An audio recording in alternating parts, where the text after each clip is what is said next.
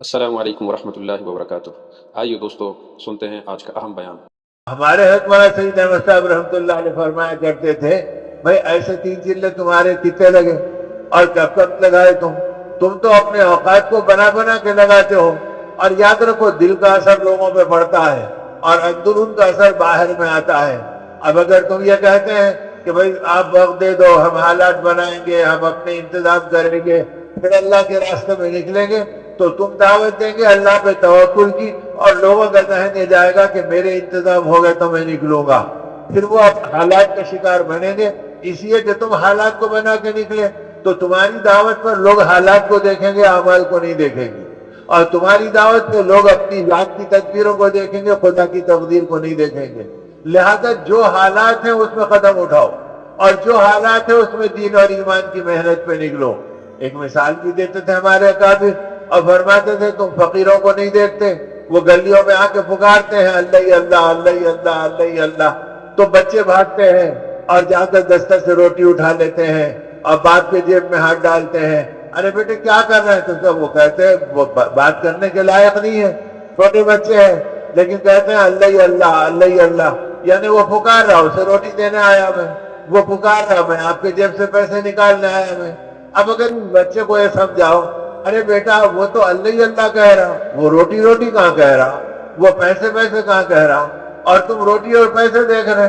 تو پتا چلا کہ اس کی زبان پہ اللہ اللہ ہے اور دل میں روٹی روٹی اور پیسے پیسے ہیں، تو دل کا اثر معصوم بچے کے اوپر بھی پڑ رہا ہے۔ تو اگر ہماری محنتوں میں اگر ہمارا دل نہیں بدلا، ہمارے اندر میں اللہ کا یقین نہیں آیا، اللہ کے وعدوں پہ ہماری طبیعتیں نہیں جمی، تو نتیجہ یہ ہوگا کہ ہماری زبان سے اللہ کے بول چل رہے ہوں گے، اور عام ماحول کے اندر اپنی تدبیریں، اپنی سوچ، نہ اللہ کی قدرت سمجھ میں آئے گی، نہ آخرت سمجھ میں آئے گی، نہ قربانی سمجھ میں آئے گی، نہ توکل سمجھ میں آئے گا۔ اس لیے حضرت فرماتے تھے یاد رکھو جب بھی دین پھیلا ہے وہ وسائل کی کمی میں پھیلا ہے، وسائل کی کثرت میں تو دین مٹا ہے، لیکن وسائل کی کمی کے اندر دین پھیلا ہے۔ لہذا تم کبھی وسائل پہ مت دیکھو، بلکہ تم اللہ کی قدرت پہ دیکھو، اس کے خزانوں کو پر نظر رکھو، اور اس کی ذات پہ بھروسہ کر کر اپنا قدم اٹھاؤ، پھر وہ اللہ تمہاری مدد کرے گا، اور پھر وہ اللہ کے راستے سے تمہاری زندگی بننا نہ صرف تم کو سمجھ میں آئے گا، بلکہ اللہ دنیا کو وہ راستہ سمجھائیں گے، اور دنیا کو وہ راستہ سمجھ میں آئے گا۔ اب جماعتیں گئی، اب ایک مرتبہ انگلینڈ میں اجتماع تھا، اور اس اجتماع کے موقع پہ ہماری جماعتیں پہنچی، کئی جماعتیں تھیں، سب بمبئی میں جمع ہو گئی تھی۔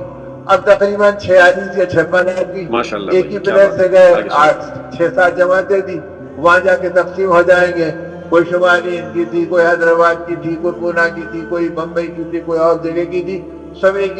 اکٹھے پلیٹ سے چلے گئے۔ اب وہاں پر جب پہنچے تو امیگریشن کے اوپر پہنچتے ہی وہاں کے امیگریشن کے انگریز آفیسروں نے دیکھا، اب دیکھ کے وہ پورے پلین کے مسافروں کو 3 لائن بنائی، 2 لائن کے اندر اس نے عام مسافروں کو ٹھہرا دیا،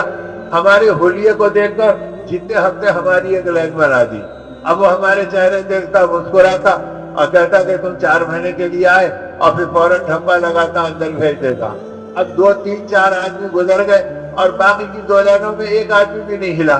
اب وہ ایک ہی آدمی کو پہلے کو دیکھ رہے تو اس کا سوٹ کیس کھول رہے، تو اس کا بکسا دیکھ رہے، تو اس کے کپڑے جھٹک رہے، وہی چل رہا۔ تو اس میں سے کسی آدمی نے چلا کے کہا ارے یہ کیا بات، ان کے تو کئی لوگ چلے گئے، یا ایک آدمی بھی ابھی نہیں گیا۔ یہ کہتا کہ ان کے ساتھ یہ معاملہ، ہمارے ساتھ یہ معاملہ۔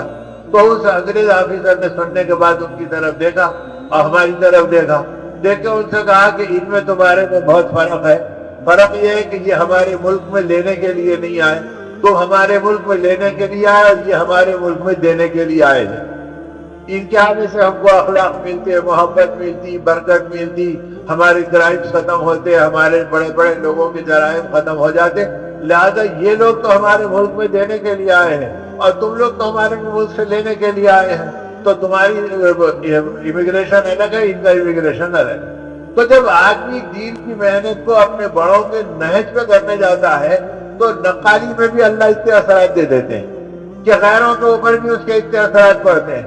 اور وہ بھی ان چیزوں کو سمجھنے لگتے ہیں۔ تو اب یہ چیز جو ہے ہر دور میں ہوئی، جب آدمی یہ سمجھ کے چلے کہ بھئی یہ محنتوں کے اندر وسائل اصل نہیں ہے، بلکہ اللہ کی قدرت اصل ہے، کہ اللہ کے وعدوں پہ بھروسہ کیا جائے اور اللہ کی ذات پہ نظر کی جائے۔ حضور پاک صلی اللہ علیہ وسلم بیت اللہ کے قریب آئے اس زمانے میں جب کہ رکاوٹیں کھڑی ہیں، مخالفتیں جی بھر کے چل رہی ہیں،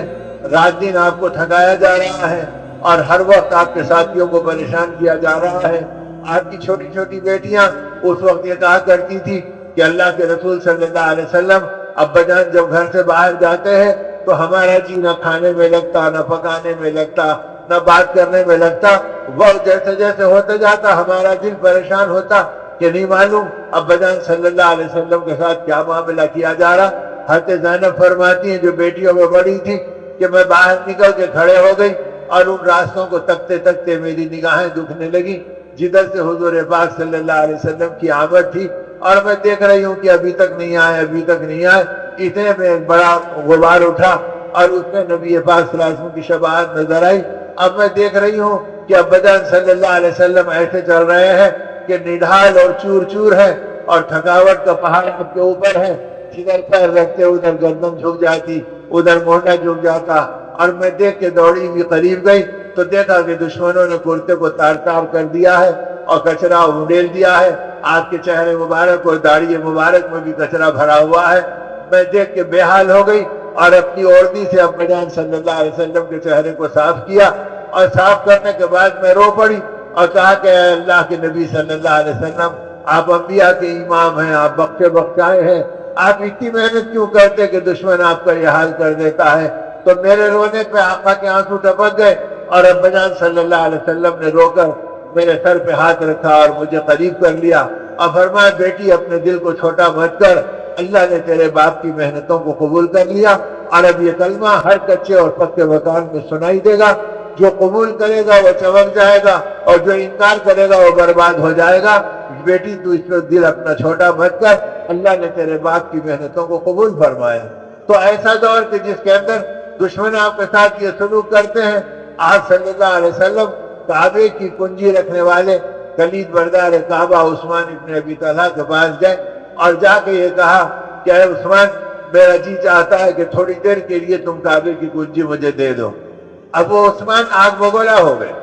اور غیظ و غضب کے اندر بھڑک گئے اور کہا اے ابن عبداللہ، تمہاری اتنی بڑی جرأت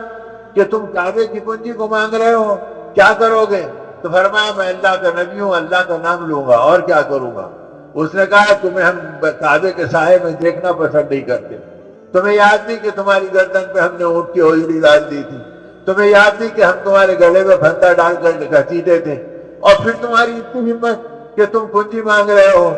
ایسے ناموافق اور ناسازگار حالات میں اللہ کے رسول صلی اللہ علیہ وسلم اللہ کی ذات پر جو بھروسہ تھا، تو آپ نے نہ اس وقت کوئی مایوسی کا اظہار کیا، نہ آپ کی پیشانی پہ شکن آئے، نہ پریشانی کی کوئی چھاؤں پڑی، بلکہ آپ نے فرمایا اے عثمان یہ بتاؤ اس وقت تمہارا کیا حال ہوگا جب تمہاری جگہ میں ہوں گا اور میری جگہ تم ہوں گے اور اللہ مجھے کعبے کی کنجی کا مالک بنائے گا۔ تو عثمان ابن ابی طلحہ سمجھے کہ نعوذ باللہ اللہ کے رسول صلی اللہ علیہ وسلم بہک گئے جو بہکی بہکی باتیں کر رہے ہیں۔ تو چلا کے فرمایا کیا اس دن قریش کے سردار بڑھ جائیں گے؟ کیا مکے کی طاقتیں ختم ہو جائیں گی؟ ایسا بھی ہو سکتا ہے کہ تم اور کنجی کے مالک بن جاؤ، یہ کہا۔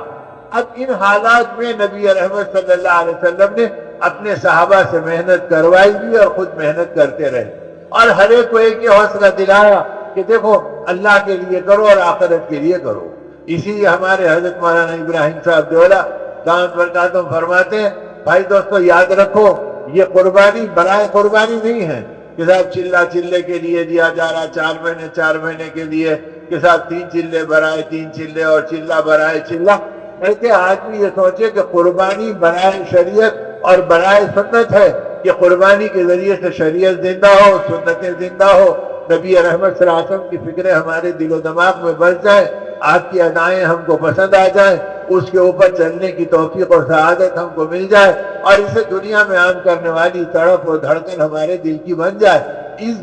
یہ جذبہ اگر آنا تو محنت صحیح ہو رہی ہے، اور اس کے علاوہ کہ کوئی اور جذبے آ رہے تو اس کے اندر آدمی کی ہلاکت و بربادی کا راستہ ہے، لہذا اسے اپنی ضرورت سمجھ کر چلتے رہو۔ تو صحابہ کو ضرورت بتلایا اور دین کی محنت تو کرنا ہی بتلایا، اور اتنی بڑی محنتوں پہ اٹھایا کہ آپ جا رہے ہیں. حضرت خباب کو دیکھا کہ بیت اللہ کے کنارے پہ کھڑے ہیں, آسمان کی طرف نگاہ ہے, آنسو چہرے پہ ڈھل رہے ہیں. رسول اللہ صلی اللہ علیہ وسلم رک گئے. فرمایا خباب کیا بات ہے, آج تمہارا چہرہ اتنا بے چین اور غمگین کیوں ہے؟ تو فرمایا یا نبی اللہ, اسلام لا اتنا عرصہ گزر گیا لیکن ابھی تک آپ کے فرشوں پہ لیٹنا پڑ رہا ہے, اور ابھی تک لوگوں کے پتھر کھانے پڑ رہے ہیں, اور ابھی تک مخلوق کے کوڑے ہمارے اوپر برس رہے ہیں. یہ تکلیف کب تک اٹھائیں گے؟ تو اللہ کے رسول صلی اللہ علیہ وسلم آپ اگر دعا کر دیتے تو یہ تکلیف ہمیشہ کے لیے ان سے ختم ہو جاتی, اور آپ حوصلہ دلا دیتے تو وہ بھی ہو جاتا. لیکن آپ کا چہرہ ایک دم سرخ ہو گیا, اور آپ نے فرمایا خباب کیسی بزدلی کی باتیں کرتے ہو, اور اتنی چھوٹی چھوٹی تکلیفوں پہ گھبرا جاتے ہو. تمہیں پتا نہیں کہ دین کی ان محنتوں پر پہلے انبیاء کے سروں پہ آرے چلائے گئے, ان کے جسم سے زندہ ان کے گوشت کو لوچا گیا, اور ان کے بدن کے ٹکڑے ٹکڑے کیے گئے, لیکن انہوں نے اف نہیں کہا, اور تم چھوٹی سی قربانیوں پہ کر رہے. یہ کہہ کر ان کے حوصلے دلائے اور یہ بتایا کہ نہیں, قربانی تو اس راستے کا ذوق ہے, لہذا تم چلتے رہو اور ان محنتوں پہ لگے رہو. یہاں تک کہ یہ قربانیوں کا سلسلہ نبی پاک صلی اللہ علیہ وسلم کی نبوت کے 21 برس تک چلتا رہا, اور 21 برس کے بعد میں گویا دنیا سے پردہ فرمانے سے 2 برس پہلے مکہ فتح ہوا اور آپ بیت اللہ کے اندر داخل ہوئے. تو ایک تو آپ نے سب سے پہلا کام یہ کیا کہ اپنی اور اپنے چہیتے صحابہ کی محنتوں کی نفی کی. لا الہ الا اللہ وحدہ انجز وعدہ نصر عبدہ ہزم الاحزاب وحدہ. آپ نے فرما دیا نہیں, اکیلے ایک اللہ نے کامیابی دی, اس کامیابی میں نہ میری قربانیوں کا دخل نہ میرے صحابہ کی قربانیوں کا دخل, اکیلے ایک اللہ نے کامیابی دی. انجز وعدہ, اس نے وعدہ کیا تھا کہ میں تمہیں غالب کر رہوں گا, اس مولا نے اپنے وعدے کو پورا کیا. نصر عبدہ, اس نے اپنے غلام کی مدد کی, اس کا اعلان تھا کہ میں مدد کروں گا. اس میں نہ ابو بکر کی قربانیوں کو دخل ہے نہ عمر کی قربانیوں کو دخل ہے. آپ نے سارے صحابہ کی قربانیوں کی نفی کی اور کہا کہ ہزم الاحزاب وحدہ, اکیلے ایک اللہ نے ان سارے دشمنوں کو شکست دی. یہ کہہ کر آپ نے سب کی نفی کی. تو اسی لیے فرماتے تھے جہاں تم دکان کی, مکان کی, مال کی, پیسوں کی, زمین و آسمان کی نفی کرتے ہو, وہاں اپنے دین کی محنتوں کی بھی نفی کرو. ہم کیا, ہماری حیثیت کیا اور ہماری محنتیں کیا, یہ تو اللہ بہانے کے طور پر دکھا رہے ہیں. یہ تو اللہ کی قدرت ہے, اللہ کی طاقت ہے. اللہ اپنی قدرت سے دل بدل رہے, اللہ اپنی قدرت سے فیصلے ظاہر کر رہے, اللہ اپنی قدرت سے مخلوق کے دلوں کو مائل کر رہے. تو یہ ساری چیزیں تو اللہ کی طرف سے غیبی نظام ہے جو اللہ اپنی قدرت سے دکھا رہے ہیں. اور پھر جب 21 سال کے بعد آپ فاتحانہ داخل ہوئے اور بیت اللہ میں پہنچے تو آپ نے کہا کہاں بیت اللہ کی کنجی؟ تو وہی عثمان ابن ابی طلحہ ہے, اور ان کے ہاتھ کانپ رہے ہیں اور کپ کپاتے ہوئے ہاتھوں سے کنجی پیش کی. آپ نے وہ کنجی لی اور چپ چاپ بیت اللہ کا دروازہ کھولا اور اندر داخل ہوئے اور شکرانے کے سجدے